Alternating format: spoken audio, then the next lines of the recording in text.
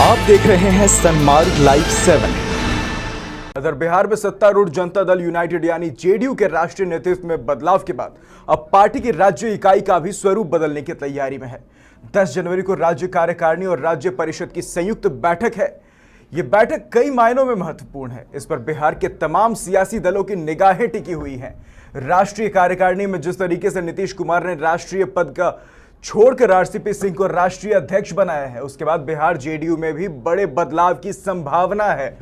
इसका इशारा प्रदेश अध्यक्ष वशिष्ठ नारायण सिंह ने भी किया है।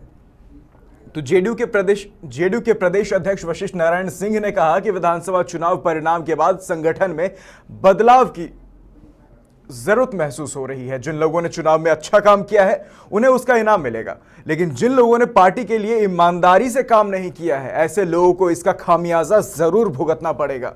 प्रदेश अध्यक्ष ये भी कहते हैं कि पार्टी में युवाओं की भूमिका बढ़ने वाली है। तो ये बड़ी बात सामने निकल कर आ रही है कि कहीं ना कहीं पुराने लोगों को किनारे करके नए लोगों को सामने लाने की तैयारी चल रही है। और जैसा कि राष्ट्रीय कार्यकारिणी की बैठक में बड़ी चीज देखने को मिली थी कि आरसीपी सिंह को जिम्मेदारी दी गई थी। मुख्यमंत्री नीतीश कुमार ने अपना पद जेडीयू में अपना पद आरसीपी सिंह को सौंपा था। हो सकता है कि राज्य कार्यकारिणी की बैठक में भी कुछ ऐसी ही बड़ी तस्वीर देखने को सामने मिले। और जैसा कि वशिष्ठ नारायण खुद कह रहे हैं कि जिन्होंने पार्टी के लिए चुनाव में मेहनत किया है उनको इनाम दिया जाएगा। तो इस खबर पर ज्यादा जानकारी के साथ हमारे सहयोगी शक्ति बने हुए। शक्ति, ये दूसरा दिन है राज्य कार्यकारिणी की बैठक और बताया जा रहा है कि कई नए चेहरों को मौका दिया जा सकता है। जी राहुल, आज जो है बैठक शुरू हो रही है। अभी कुछ देर पहले ही मुख्यमंत्री नीतीश कुमार भी, आरसीपी सिंह और वशिष्ठ नारायण सिंह जो है वो अंदर मौजूद है और बैठक शुरू हो चुकी है कुछ देर पहले ही। आज जो है सबसे बड़ा फैसला ये हो सकता है कि जिस तरह से राष्ट्रीय कार्यकारिणी की बैठक में मुख्यमंत्री नीतीश कुमार ने राष्ट्रीय अध्यक्ष पद का त्याग करके आरसीपी सिंह को पार्टी कमान सौंपी थी, तो आज जो है ये कयास लगाया जा रहा है कि आज जो प्रदेश अध्यक्ष वशिष्ठ नारायण सिंह है वो अपने पद से इस्तीफा दे सकते हैं और किसी नए चेहरे को जो है वो प्रदेश अध्यक्ष की कुर्सी मिल सकती है। इसको लेकर क्या किसी नए चेहरे का नाम सामने दिख रहा है कि इन्हें ये जिम्मेदारी मिल सकती है? अभी क्या है ना कि नाम है जो क्या कुछ कयास लगाया जा रहा है नामों को लेकर? शक्ति, मेरा सवाल यह है कि क्या प्रदेश अध्यक्ष के तौर पे क्या कुछ नए नामों के कयास लगाए जा रहे हैं?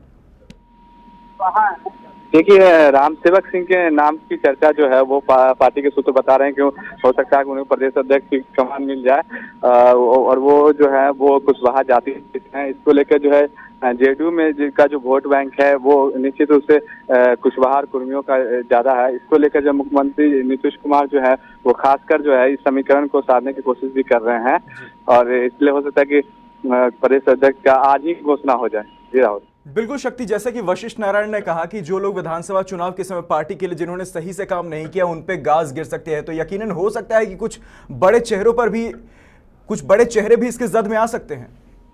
जी निश्चित रूप से अभी जो विधानसभा चुनाव हुआ था उसमें जो पार्टी की का जो है वो सीटों की संख्या थी उसको लेकर जो है कई तरह की बात सामने आई थी बैठक में। जिस तरह से जो हारे हुए प्रत्याशी थे उन्होंने मुख्यमंत्री के सामने खुलकर कहा था कि बीजेपी जो है वो खासकर जो है वो सहयोगी गठबंधन धर्म का पालन नहीं किया और हमें पता ही नहीं चला कि हमारे दोस्त कौन है और हमारे विरोधी कौन है। और खासकर कुछ पार्टी के नेता भी थे जो कि वो भीतरघात उन पर भी आरोप लग रहा था। उन नेताओं पर भी आज कार्रवाई हो सकती है और जिन्होंने पार्टी के विधानसभा चुनाव के अंतर्गत दिया उनको पार्टी जो है प्रोत्साहित भी करते हैं और कुछ जो युवा चेहरे हैं वो प्रदेश कमेटी में भी नए चेहरों को मौका मिल सकता है।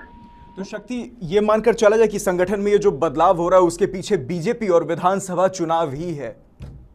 जी निश्चित रूप से जो है वो जो बदलाव हो रहा है उस पे जो है आपको जो पार्टी को मजबूत करने के लिए जो है उसको लेकर विधानसभा चुनाव में जिस तरह से पार्टी की जो थी अब जेडीयू जो है वो तीसरे नंबर पे आ गई है, उसको देखते नीतीश कुमार ने संगठन में काफी बदलाव भी किया। राष्ट्रीय अध्यक्ष भी अभी आपने देखा कि उन्होंने पद छोड़ दिया था और आरसीपी को कमान दी थी और इसी को देखते हुए पार्टी को मजबूत करने के लिए जो है वो इस तरह के बदलाव किए जा रहे हैं ताकि जो अगला विधानसभा चुनाव होगा उसमें जो है पार्टी का जो स्थिति है वो बेहतर हो सके और विधानसभा चुनाव जो होगा वो अगला विधानसभा चुनाव उसमें जो है पार्टी ज्यादा से ज्यादा सीटें को जीत सकेगी।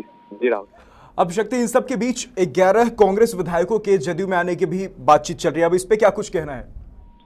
जी, अभी जो है ये कांग्रेस जेडीयू का साफ ये कहना है कि ये कांग्रेस पार्टी के अंदर का अंदरूनी मामला है, इस पे हम नहीं कुछ कर सकते। लेकिन ये कयास जरूर लगाए जा रहे हैं कि जो कांग्रेस में अगर छूट होगी तो जो है वो जेडीयू में आ सकते हैं, इसके भी कयास लगाए जा रहे हैं इसे। लेकिन अभी ये जो मामला है पूरा खुल के अभी इस पर कोई कुछ कहने से बच रहे हैं। जी राहुल। शक्ति, ये तो तमाम बातें हो गई बिहार को लेके। इधर हम पश्चिम बंगाल चुनाव की ओर अगर बढ़े तो हमने भी कहीं ना कहीं चुनाव लड़ने का ऐलान कर दिया पश्चिम बंगाल में। अब इस पर जदयू में क्या कुछ सुगबुगाहट देखने को मिल रही है? जेडीयू जो है उन्होंने पहले ही उसने कहा था कि बिहार से सटे हुए जो सीमांचल के क्षेत्र हैं उसमें जो है 75 उम्मीदवारों को खड़ा करेगी जेडीयू पार्टी। लेकिन उसके बाद जो राष्ट्रीय कार्यकारिणी के बाद जो बैठक हुई थी उसमें जो बंगाल के प्रभारी थे वे भी थे और उन्होंने अपनी बातों को रखा था। उसके बाद जेडीयू ने कहा था कि बंगाल चुनाव में जो है हम ज्यादा से ज्यादा सीटों पे अपने उम्मीदवार उतारेंगे और हमने भी कहा रखा है कि वो विधानसभा चुनाव में वो जो है अपने उम्मीदवार को उतारेगी। लेकिन ये वहाँ पे जो है वो जो है आमने सामने होंगे बीजेपी के आमने सामने हम और जेडीयू सब पार्टियां।